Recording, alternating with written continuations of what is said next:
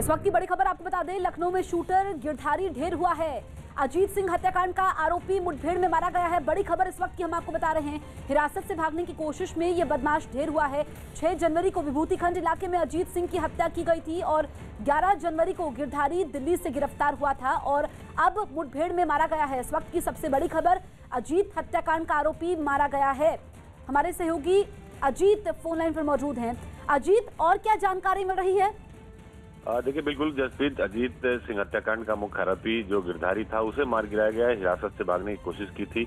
सबसे बड़ी बात यह है कि राजधानी में सरेआम 6 जनवरी को हत्या हुई थी। उसमें कई सारे लोगों के जो वाराणसी कनेक्शन है वो सामने आया था और वाराणसी में भी कई अपराधों को अंजाम दे चुका था। इसे दिल्ली से गिरफ्तार किया गया था, लेकिन बीती रात उसने भागने की कोशिश की। उसमें एक इंस्पेक्टर को भी चोट आई है और एक इंस्पेक्टर को गोली छूती हुई निकली, जिसके बाद बड़ी सफलता मिली है लखनऊ पुलिस को और ये मुठभेड़ में मारा गया है। निश्चित तौर पर इस हत्याकांड के मुख्य आरोपी था। इसने कई सारे बड़े लोगों का नाम भी लिया था कि कौन कौन से सफेद पोस्ट थे। इसकी गिरफ्तारी और इसकी इनकाउंटर के बाद पुलिस को कहीं ना कहीं बड़े जो सबूत और साक्ष्य भी हाथ लगे। जसप्रीत, बिल्कुल अजीत, तो ये लखनऊ पुलिस के लिए बड़ी कामयाबी कहा जाएगा। बड़ा ये आरोपी था जिसे मार गिराया गया है और हिरासत से भागने की इसने कोशिश की थी। देखिए, बिल्कुल सब इंस्पेक्टर। बढ़ते हैं आगे। जम्मू के बस अड्डे से 7 किलो विस्फोटक मिलने के मामले में पुलिस ने अब तक 4 लोगों को गिरफ्तार किया है। जिन्हें गिरफ्तार किया गया है उनके नाम सोहेल, काजी वसीम, अतर शकील खान और आबिद नबी है। पुलिस ने सोहेल, काजी वसीम, अतर शकील खान को पुलवामा और आबिद नबी को बडगाम से गिरफ्तार किया। सोहेल के पास से ही विस्फोटक मिला था। पुलिस के मुताबिक बम प्लांट करने के लिए आतंकवादियों को पाकिस्तान से पैसे मिले थे। सुरक्षा बल का कहना है कि पाकिस्तान में बैठे अलबदर के चीफ कमांडर ने यह साजिश रची थी, जो लगातार आतंकवादियों के संपर्क में था। जम्मू में कई महत्वपूर्ण जगहों पर आईडी लगाने के बाद आतंकी सोहेल को विमान से श्रीनगर पहुंचना था, जहां एयरपोर्ट पर अतर शकील उसे लेने आने वाला था। अतर शकील खान उर्फ उबैदुल्लाह कश्मीर का शीर्ष कमांडर है। पुलिस ने उसे भी पुलवामा से गिरफ्तार कर लिया है। वहीं सोहेल के एक और साथी आबिद नबी उर्फ सेहरान को भी उसकी मदद करने के आरोप में बडगाम से गिरफ्तार किया गया है।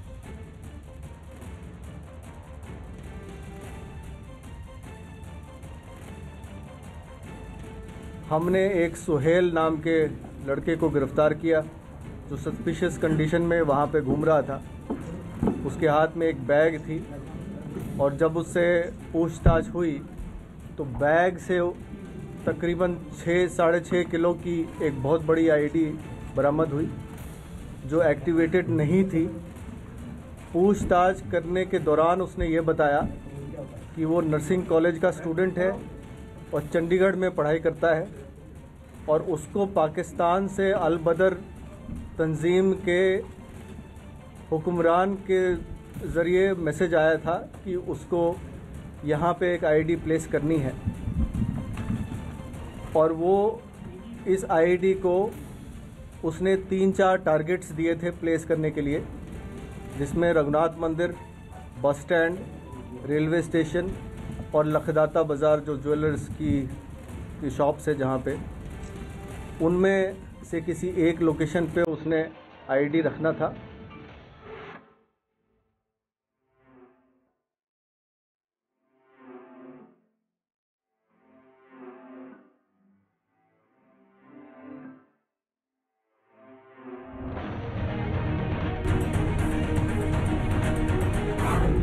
लश्कर की बड़ी साजिश नाकाम।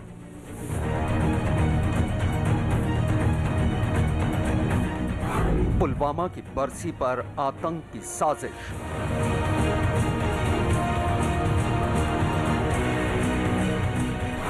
निशाने पर जम्मू का भीड़ वाला इलाका।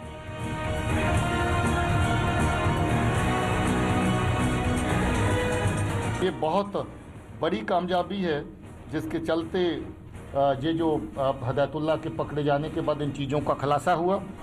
7 किलो विस्फोटक के साथ आतंकी गिरफ्तार।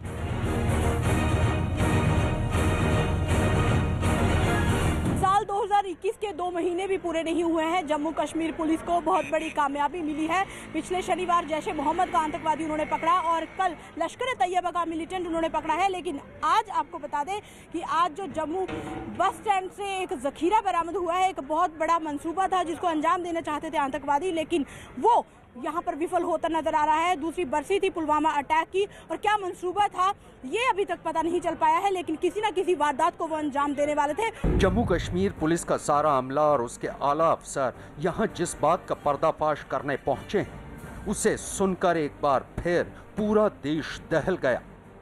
पुलिस की माने तो मंदिरों के शहर में मातम फैलाने की साजिश रची गई थी, जिसे वक्त रहते बेनकाब कर दिया गया। हमने एक सुहेल नाम के लड़के को गिरफ्तार किया जो सस्पिशियस कंडीशन में वहाँ पे घूम रहा था। उसके हाथ में एक बैग थी और जब उससे पूछताछ हुई तो बैग से तकरीबन 6-6.5 किलो की एक बहुत बड़ी आईडी बरामद हुई। जी हां, इस साजिश का पर्दाफाश ऐन उस रोज हुआ जब सारा हिंदुस्तान पुलवामा हमले की दूसरी बरसी पर अपने शहीदों को याद कर उन्हें श्रद्धांजलि दे रहा था। 2 साल पहले पुलवामा में सीआरपीएफ के काफिले पर एक आतंकी हमले में 40 जवान शहीद हो गए थे। पुलवामा हमले की दूसरी बरसी को मातम में बदलने की एक बड़ी आतंकी साजिश नाकाम कर दी गई। पुलिस के मुताबिक जम्मू शहर के बस अड्डे पर 7 किलो विस्फोटक के साथ एक आतंकी पकड़ा गया। इस खबर के फैलते ही जम्मू में सुरक्षा एजेंसियां सतर्क हो गईं और सुरक्षा बल और मुस्तैद हो गए। बकौल पुलिस, आतंकियों ने शहर को बम धमाकों से दहलाने का एक खौफनाक प्लान बनाया हुआ था और उनके निशाने पर जम्मू शहर में जम्मू रेलवे स्टेशन, जम्मू बस अड्डा, जम्मू का बड़ा बाजार और रघुनाथ मंदिर था। 12 और 13 की रात को जो दूसरा आतंकी पकड़ा गया है जिसका नाम जहूर है, जहूर राथर इसका नाम है। इसको खालिद भी कहते हैं और साहिल भी नाम है इसका। लश्कर तौबा के फ्रंट को जो रन कर रहा था टीआरएफ को, ये टीआरएफ का चीफ था। ये भी बहुत लंबा अरसा पहले खुद ओजीडब्ल्यू के खाते में काम करता रहा। इसकी बड़ी बात यह है कि ये बहुत पुराना ट्रेंड मिलिटेंट है। पुलिस के आला अफसरों के मुताबिक उन्होंने पिछले 9 दिनों में 7 आतंकियों को गिरफ्तार किया है। गिरफ्तार आतंकी से बड़ी तादाद में हथियार और विस्फोटक बरामद किए गए हैं। पकड़े गए आतंकी से 6 पिस्टल, 12 मैगजीन, 189 गोलियां और आईडी बनाने के लिए विस्फोटक से भरी 15 बोतलें बरामद की गईं। पुलिस के आला अधिकारियों के मुताबिक सांबा सेक्टर में सुरंग और हथियारों का मिलना, उसके बाद दिल्ली में देश के राष्ट्रीय सुरक्षा सलाहकार अजीत डोभाल पर आतंकी हमले की साजिश का भंडाफोड़ इस बात की तस्दीक करने के लिए काफी है कि आतंक की इस साजिश के तार दिल्ली तक फैले हो सकते हैं।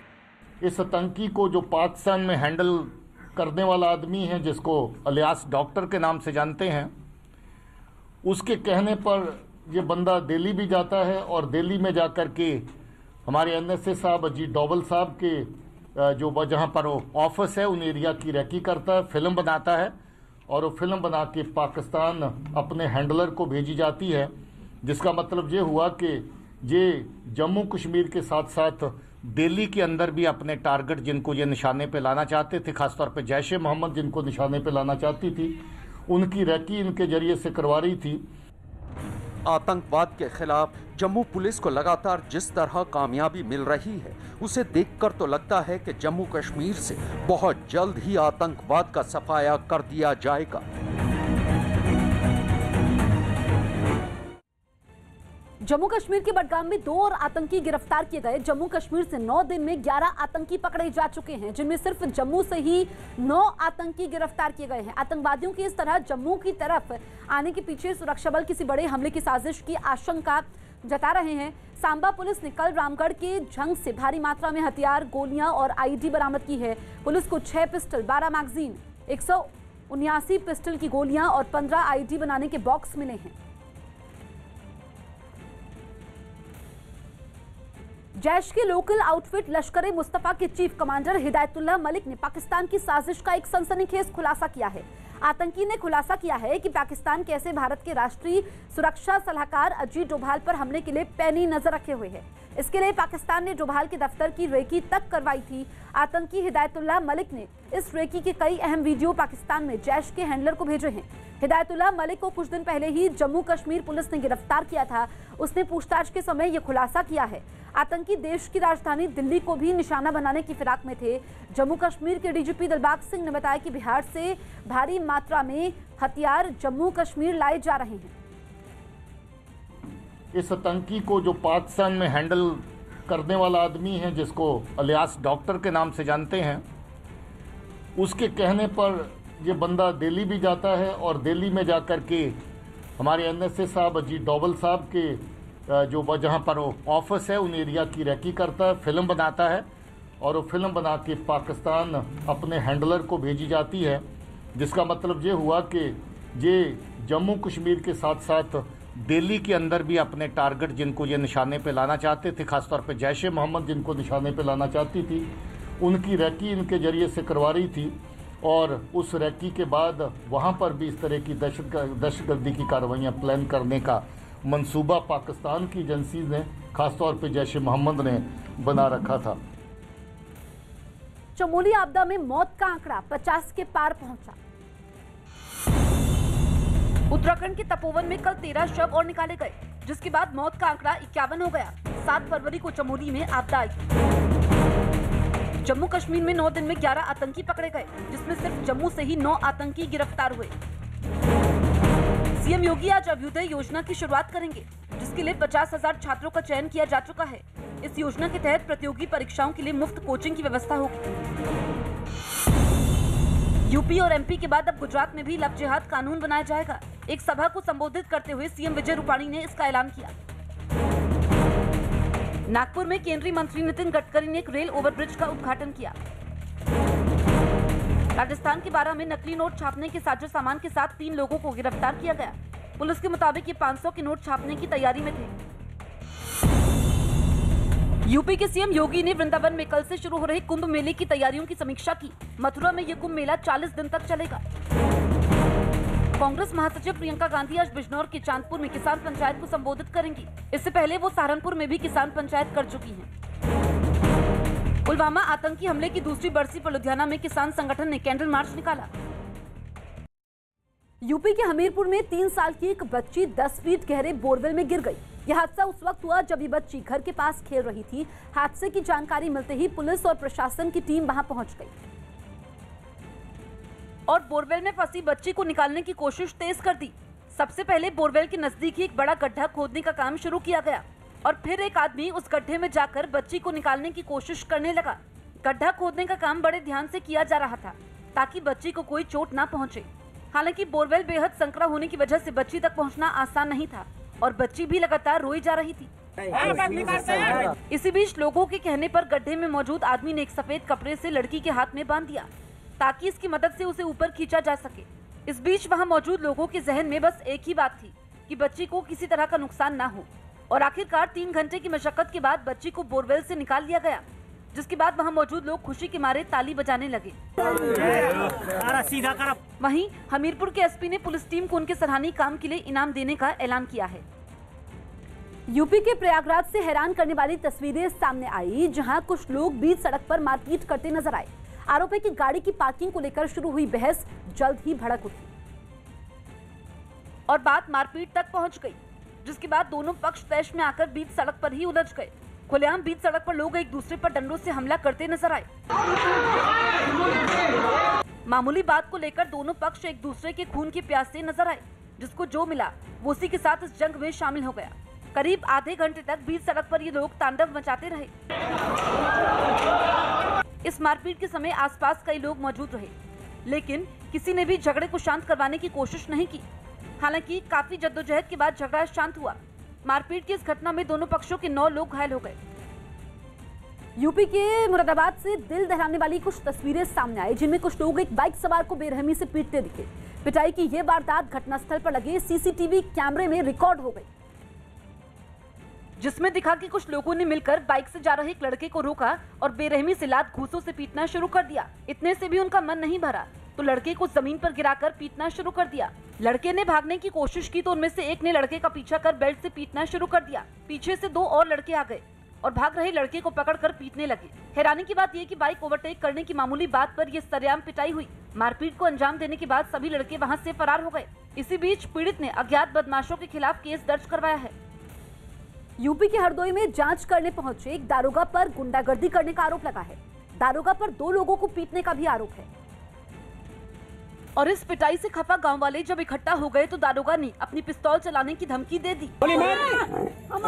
मारना औकात तुझे दिखाऊंगा ना। इसके बाद गांव वालों पर धौंस दिखाने के लिए दारोगा ने हवा में फायरिंग भी की। गोली मार रहा हो तुम। 2 भाइयों में लेन देन को लेकर हुए विवाद में जांच करने पहुंचे दारोगा ने खुद ही विवादों को न्योता दे दिया। इसी बीच किसी ने दारोगा का मोबाइल ले लिया। लूट का मोबाइल आपका मिल जाएगा। मामले का वीडियो वायरल होने और पीड़ित परिवार की शिकायत के बाद एसपी ने दारोगा को लाइन हाजिर कर विभागीय जांच के आदेश दे दिए हैं। इनके विरुद्ध कार्रवाई के लिए विभागीय जांच के आदेश एसपी महोदय द्वारा दिए गए हैं। हालांकि दारोगा का कहना है कि गांव वालों ने भी उसे घेरकर पीटा, इसलिए उसने आत्मरक्षा के लिए गोली चलाई। दिल्ली के सीएम की बेटी से ठगी करने वाले पकड़े गए। दिल्ली के सीएम केजरीवाल की बेटी के साथ ऑनलाइन ठगी करने के आरोप में 3 लोगों को गिरफ्तार किया गया। आरोपियों की पहचान कपिल, मानवेंद्र और साजिद के तौर पर हुई। कर्नाटक की डिप्टी सीएम लक्ष्मण सवदी ने राम मंदिर के लिए 10 लाख रुपए दान दिए। ग्रेटर नोएडा में पुलिस ने मुठभेड़ के बाद 3 गौ तस्करों को गिरफ्तार करने का दावा किया।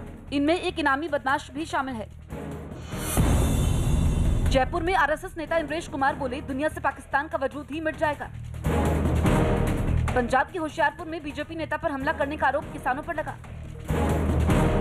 यूपी के प्रयागराज में पार्किंग को लेकर 2 पक्ष आपस में भिड़ गए, जिसमें 9 लोग घायल हो गए। यूपी के रायबरेली में सीओ अंजनी कुमार शिवपाल यादव के पैर छूते दिखाई दिए। ये वीडियो सोशल मीडिया पर वायरल हो गया। हैदराबाद में डीआरडीओ के चीफ जी सतीश रेड्डी ने long range surface to air missile भारतीय नौसेना को सौंप दी। ये मिसाइल डीआरडीओ और आईआई इजराइल ने मिलकर तैयार की है। राहुल गांधी पुदुचेरी में 17 फरवरी से चुनाव प्रचार शुरू करेंगे। यूपी के एटा में पहचान छिपाकर ग्राम प्रधान बनने वाली महिला को गिरफ्तार किया गया। पुलिस के मुताबिक महिला 35 साल पहले पाकिस्तान से आई थी, जो फिर वापस नहीं गई। आखिरकार 10 महीने बाद ही पर चीन को पैंगोंग से पीछे हटना ही पड़ा। पैंगोंग के जिस इलाके से चीन वापस हट रहा है, उस हकीकत का गवाह बना news 18 India. News 18 India ground zero यानी पैंगोंग के उस इलाके में गया जहां चीन ने घुसपैठ करने की हिमाकत की थी। लेकिन भारतीय सेना के शूरवीरों ने उसे ऐसा सबक सिखाया कि उसकी सारी हेकड़ी निकल गई।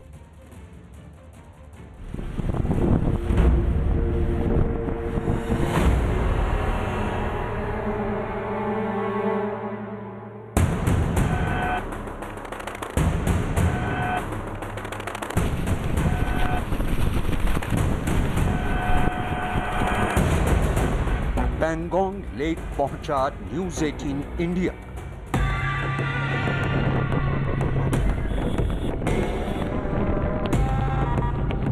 इस वक्त हम लोग मौजूद हैं पैंगोंग लेक पर।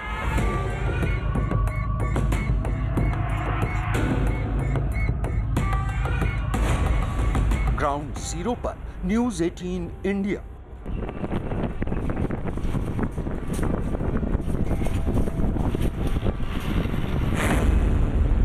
भारत के आगे कैसे झुका ड्रैगन।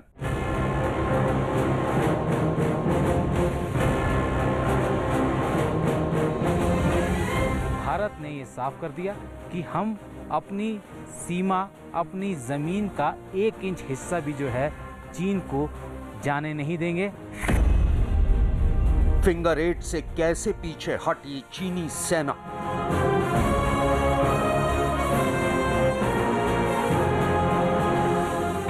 ये जो फिंगर एरिया है, फिंगर एरिया में भी जो है अब धीरे धीरे जो है चीन ने अपने सैनिकों को कम करना शुरू किया है। डिसएंगेजमेंट की इनसाइड स्टोरी। भारतीय सेना के पराक्रम और बुलंद इरादों के आगे आखिरकार ड्रैगन को झुकना ही पड़ा।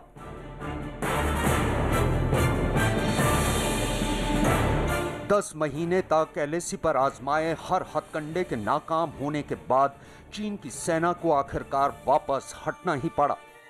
पूर्वी लद्दाख के पैंगोंग झील इलाके में भारतीय जांबाजों के फौलादी इरादों के आगे आखिरकार चीन की सेना को अपनी जिद छोड़नी ही पड़ी।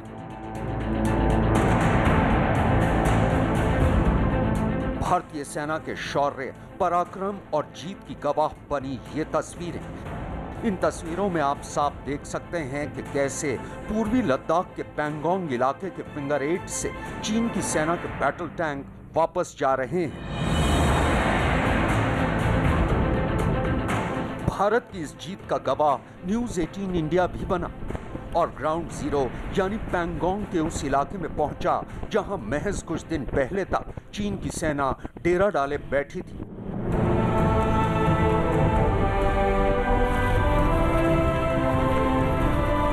आज हम आपको अपनी सुपर एक्सक्लूसिव रिपोर्ट में दिखाएंगे कि 10 महीने के बाद पैंगोंग की हकीकत क्या है।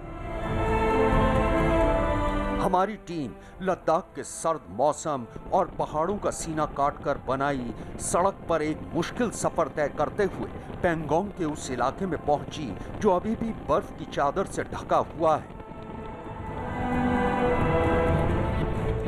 रास्ते में हमें इस इलाके की वो नदी भी मिली जो ठंड की वजह से जम चुकी थी।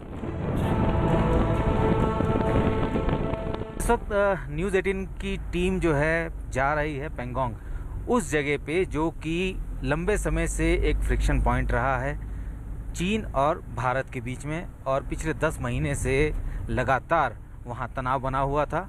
लेकिन अब धीरे धीरे तनाव कम होना शुरू हो रहा है, दोनों देशों की सेनाएं पीछे जा रही हैं। तो ये रास्ता जो है वो सीधा जाता है पैंगोंग सो लेक की तरफ, और वहाँ जाकर न्यूज़ 18 आपको बताएगा कि आखिर ज़मीनी हकीकत क्या है, डिसएंगेजमेंट जो शुरू हुआ है वो किस हद तक हुआ है, और आने वाले दिनों में क्या उस पूरे इलाके में होने वाला है।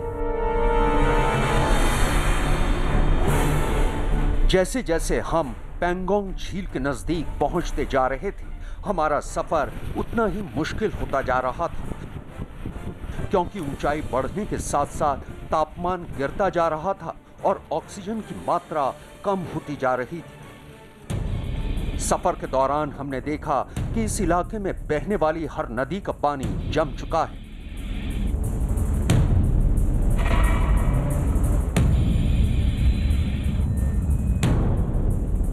ग्राउंड जीरो यानी पैंगोंग झील पहुंचने पर हम और भी हैरान रह गए, क्योंकि 135 किलोमीटर लंबी झील पूरी तरह से बर्फ में तब्दील हो चुकी थी। भारत और चीन के बीच लगातार 10 महीने से जो तनाव था वो अब खत्म होता नजर आ रहा है, और न्यूज़ 18 इंडिया की टीम इस वक्त पहुंची है ग्राउंड जीरो पर। जी हां, इस वक्त हम लोग मौजूद हैं पैंगोंग लेक पर। आप देख सकते हैं ये पैंगोंग लेक है और ये पूरी तरह से अभी जमी हुई है।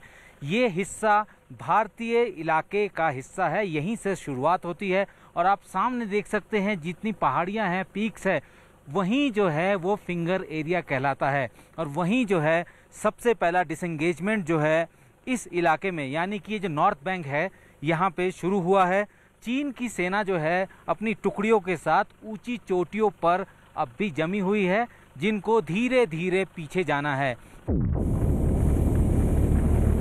दूर दूर तक दिखने वाली ये बर्फ की चादर दरअसल पैंगोंग लेक ही है, और यहीं पर पिछले 10 महीने से चीन और भारत की सेना आमने सामने डटी थी। पैंगोंग लेक दुनिया की सबसे बड़ी सॉल्ट वाटर यानी खारे पानी की झील भी है। न्यूज़ 18 इंडिया के संवाददाता संदीप बोल ने ग्राउंड जीरो पर जाकर भारत और चीन के डिसएंगेजमेंट की इनसाइड हकीकत बयां की, बल्कि उन चोटियों को भी दिखाया जिनको लेकर चीन अपनी जिद पर अड़ा हुआ था। ये ग्राउंड जीरो है, ये सबसे बड़ा फ्रिक्शन पॉइंट था जो कि अब धीरे धीरे दुरुस्त किया जा रहा है। पैंगोंग का वो आगे का आप हिस्सा देख सकते हैं, जो सामने जो पीक्स है वो जो है उसी तरीके की पीक्स हैं। फिंगर एरिया उन्हीं को कहा जाता है। फिंगर एरिया में आप मानिए 8 फिंगर तक जो है हमारी सीमा है, यानी कि LAC 8 फिंगर से जाती है, लेकिन चीन ज़बरदस्ती जो है उस LAC को फिंगर 4 से ले जाने की बात करता है, और वहीं विवाद शुरू होता है। पिछले साल अप्रैल महीने में चीन की चालबाजी के चलते पैंगोंग में विवाद की शुरुआत हुई थी। उस वक्त चीन ने चोरी छिपे पैंगोंग लेक इलाके में एलएसी को पार करने की हिमाकत की थी, लेकिन भारतीय शूरवीरों ने उसकी सेना को ऐसा मुंह तोड़ जवाब दिया कि चीन के होश फाख्ता हो गए थे। उसके बाद दोनों देशों के बीच तनाव बढ़ाने और भारत को डराने के इरादे से चीन ने एलएसी पर अपने हजारों सैनिक तैनात कर दिए, लेकिन भारत का कड़ा रुख और सख्त तेवर देखते हुए आखिरकार चीन ने 10 महीने बाद 10 फरवरी 2021 को भारत के आगे झुकते हुए डिसएंगेजमेंट प्रक्रिया शुरू कर दी। हम जहां खड़े हैं ये पैंगोंग का सदर्न बैंक है और चूंकि ये इलाका जो है झील जो है जहाँ से शुरू होती है ये वो इलाका है और यहाँ से जहाँ पे टैंक रेजिमेंट यानी कि स्पांगुर गैप की बात करें जहाँ चीन की टैंक रेजिमेंट जो है तैनात थी और 10 तारीख को दोनों देशों के बीच जो समझौता हुआ उसके बाद जो है टैंक्स जो है पीछे जाने शुरू हुए। यहीं से अगर आप 50 से 60 किलोमीटर आगे चले जाएं तो वो इलाका यहीं से पड़ता है और वहीं से जो है बड़े जो हैवी आर्मर्ड व्हीकल हैं, टैंक हैं, बख्तरबंद गाड़ियां हैं, उनको पीछे हटाना शुरू किया जा चुका है, क्योंकि भारतीय सेना ने जिस तरीके से उन चोटियों पर अपनी पकड़ मजबूत की थी, चीन के जो है होश फाख्ता हो गए थे। डिसएंगेजमेंट की प्रक्रिया शुरू हो चुकी है और समझौते के मुताबिक चीन सेना के टैंक विवादित जगह से पीछे जाना भी शुरू कर चुके हैं। खबर के मुताबिक अगले 15 से 20 दिन में डिसएंगेजमेंट का पहला फेज खत्म भी हो जाएगा, यानी चीन की सेना फिंगर 8 के पीछे चली जाएगी और भारतीय सेना फिंगर 3 पर बने अपने परमानेंट बेस पर आ जाएगी। जो हमारे सैनिक हैं वो 100 डिग्री सेल्सियस के गैप को फिल करते हैं। हमारा सैनिक 50 डिग्री सेल्सियस में भी ड्यूटी करता है और -50 डिग्री सेल्सियस में भी ड्यूटी करता है, यानी कि -50 से +50 100 डिग्री सेल्सियस को वो बीट करता है। हमारे सैनिक का मुकाबला दुनिया में कहीं नहीं है। दुनिया में कोई नहीं है। लेकिन भारत माता की जय, भारत माता की जय। दरअसल भारतीय सेना ने लद्दाख में ऐसा इंफ्रास्ट्रक्चर तैयार कर लिया है जिसकी बदौलत वो 12 महीनों किसी भी मौसम और हालात में आसानी से सरहद पर तैनात अपने जवानों तक रसद और हथियार पहुंचा सकती है। ये भी एक बड़ी वजह है कि भारत की ऐसी तैयारी देखकर चीन घबरा गया और पैंगोंग में उसकी सेना को वापस हटना पड़ा। यानी भारतीय शूरवीर अब भी पैंगोंग में मजबूती से डटे हैं।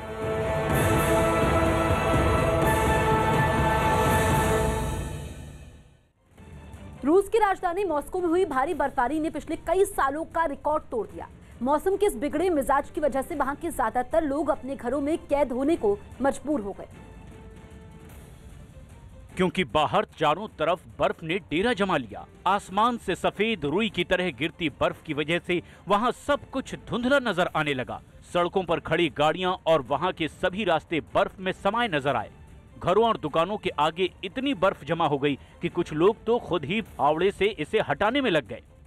सड़कों पर बर्फ जमा होने की वजह से गाड़ियों की रफ्तार बेहद धीमी पड़ गई। लोगों के मकान और पेड़ पौधों पर बर्फ का कब्जा हो गया। सामने आई एक तस्वीर में एक आदमी अपनी गाड़ी की छत पर जमा बर्फ को हटाता दिखाई दिया।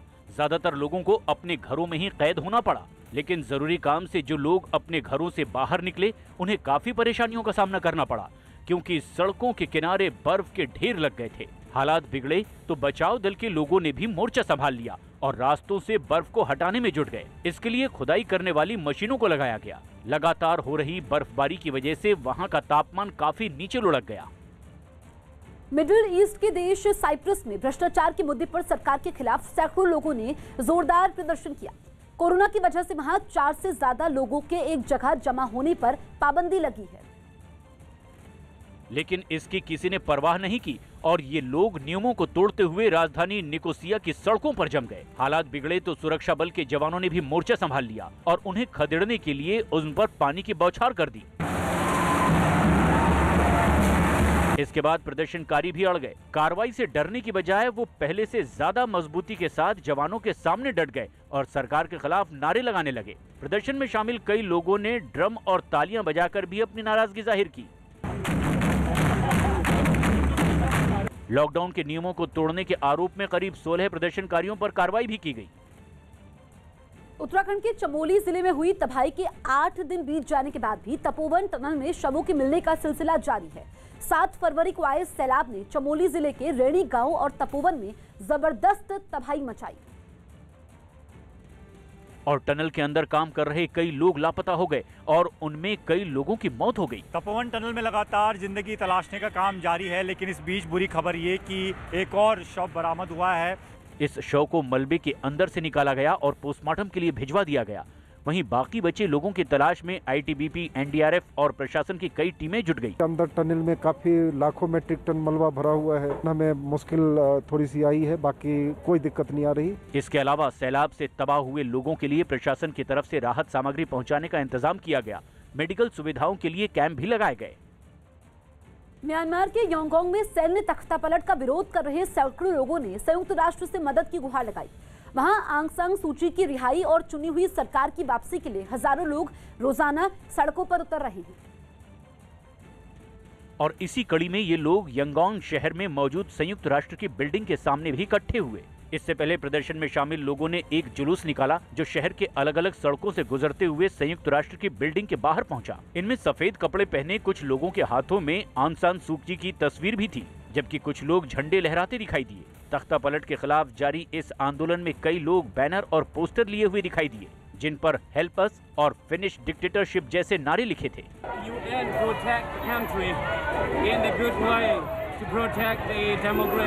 प्रदर्शनकारियों ने यूएन के अलावा अमेरिका से भी सैन्य शासन के खिलाफ ठोस कदम उठाने की अपील की। पंजाब के फिरोजपुर में अकाली दल के कार्यकर्ताओं ने प्रदर्शन किया। इन लोगों ने कांग्रेस के कार्यकर्ताओं पर निकाय चुनाव में धांधली का आरोप लगाया और अपनी नाराजगी जाहिर करने के लिए सड़क पर उतर आए। इससे पहले अकाली दल के कार्यकर्ताओं ने अपनी शिकायत भी दर्ज करवाई, लेकिन जब मामले का हल नहीं निकला तो इन लोगों ने सड़क पर बैठकर नारेबाजी की। अकाली दल ने आरोप लगाया कि कांग्रेस के समर्थक पोलिंग बूथ में घुसकर जबरन वोट डलवा रहे हैं। हालात बिगड़े तो कुछ पुलिस वाले भी घटना वाली जगह पहुंच गए और मसले को सुलझा लेने का दावा किया। इन्होंने कांग्रेस वालों ने सारा जो बूथ कैप्चर सारी की है। इसके साथ ही पुलिस ने ये भी दावा किया कि मतदान केंद्र के अंदर सब कुछ शांतिपूर्ण है। कोई इशू आया सी वो सॉल्व कर लिया गया है एंड होपफुली जो बिल्कुल सारा ठीक है। दिल्ली में रसोई गैस महंगी हो गई। दिल्ली में घरेलू गैस सिलेंडर 50 रुपए महंगा हो गया। अब एक सिलेंडर की कीमत 769 रुपए हो गई। राजस्थान के श्रीगंगानगर में 3 ड्रग्स तस्करों को गिरफ्तार किया गया। ये 7 फरवरी को पाकिस्तान से आई ड्रग्स लेकर सीमा से फरार हो गए थे। यूपी के मेरठ में एक बिल्डर को धमकी देकर 20 लाख रुपए मांगे गए। धमकी भरी चिट्ठी देने आए एक बदमाश वहां लगे सीसीटीवी कैमरे में कैद हो गया। मलप्पुरम लोकसभा सीट पर उपचुनाव केरल विधानसभा चुनाव के साथ ही होगा। इसकी घोषणा मुख्य चुनाव आयुक्त सुनील अरोड़ा ने की। यूपी के प्रयागराज में सेना के लेफ्टिनेंट सैयद आरिफ हुसैन और उनकी मां की सड़क हादसे में मौत हो गई। परिवार कार से बंगाल लौट रहा था। मध्य प्रदेश के छतरपुर में जहरीली शराब पीने से 3 दिन में 4 लोगों की मौत हो गई। अब बात कोरोना से जारी जंग से जुड़ी। भारत में दुनिया का सबसे बड़ा वैक्सीनेशन शुरू हो चुका है, फिर भी हम सबको कुछ सावधानियां बरतनी है। कोरोना से लगातार जंग जारी है और इसके लिए मास्क पहनना जरूरी है, बार बार हाथ धोना जरूरी है और सबसे ज्यादा जरूरी है 2 गज की दूरी। कोरोना से जंग में ये सावधानियां आज भी हैं जरूरी।